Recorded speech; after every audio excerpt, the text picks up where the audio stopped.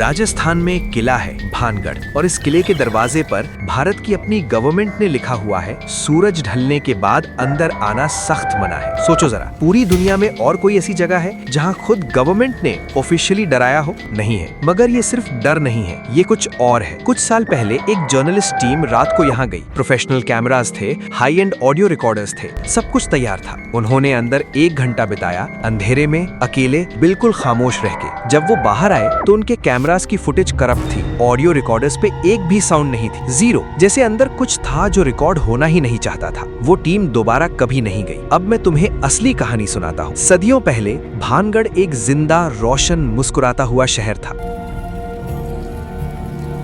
वहाँ रानी रत्नावती रहती थी। खूबसूरती में इतनी मशहूर कि कहते हैं उस वक्त पूरे राजस्थान में उसका कोई मुकाबला नहीं था। मगर खूबसूरती हमेशा एक चीज साथ लाती है, ऑब्सेशन। और वो ऑब्सेशन था सिंघिया में, एक ऐसे जादूगर में जो काला जादू जानता था। सिंघिया रानी को हासिल करना चाहता था, मगर वो जानता था कि सीधा अप्रोच नहीं चलेगा, तो उसने काला जादू चला दिया। उसने रानी के लिए जो तेल मंगवाया जाता था उसमें अपना स्पेल डाल दिया, एक ऐसा जादू जो रानी को उसकी तरफ खींच लेता। मगर रानी स्मार्ट थी, उसने तेल का वो बर्तन उठा के वहां मार दिया जहां सिंघिया खड़ा था। बर्तन फूट गया, जादू पलट गया। सिंघिया अपनी ही बद्दुआ का शिकार हो गया और वहां गिर के मर गया। मगर मरते मरते उसने एक आखिरी चीज की, उसने पूरे भानगढ़ को बद्दुआ दी। और कुछ ही अरसों बाद मुगल और जाट फोर्सेस के दरमियान एक ऐसी जंग हुई कि भानगढ़ का वजूद ही खत्म हो गया। रानी रत्नावती की उस जंग में मारी गई। शहर तबाह हुआ, लोग भाग गए, जो रहा वो सिर्फ खामोशी। अब साइंस की बात करते हैं, क्योंकि यहाँ साइंस भी कुछ बोल रही है। रिसर्चर्स ने इस एरिया में इंफ्रासाउंड वेव्स डिटेक्ट की हैं। ये ऐसी लो फ्रीक्वेंसी साउंड वेव्स होती हैं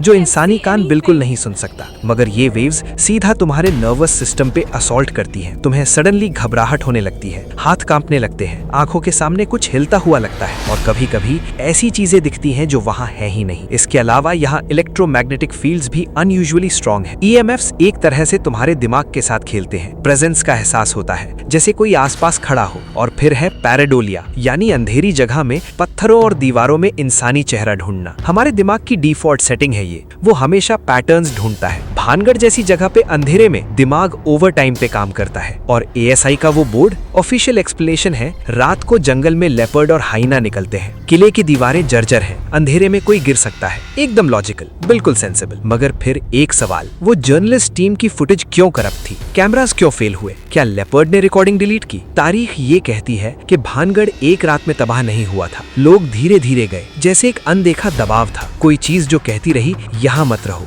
यहाँ मत रहो। आज भानगढ़ सिर्फ एक खंडर है। दिन में टूरिस्ट्स आते हैं, सेल्फीज लेते हैं, वापस चले जाते हैं, मगर रात को कोई नहीं रुकता, कोई नहीं। न वो जो मानते हैं, न वो जो नहीं मानते। भानगढ़ सिर्फ एक जगह का नाम नहीं है, ये एक सवाल है जिसका जवाब साइंस के पास अधूरा है और कहानियों के पास पूरा। तुम डिसाइड करो कौन ज्यादा सच लगता है। These readings are impossible.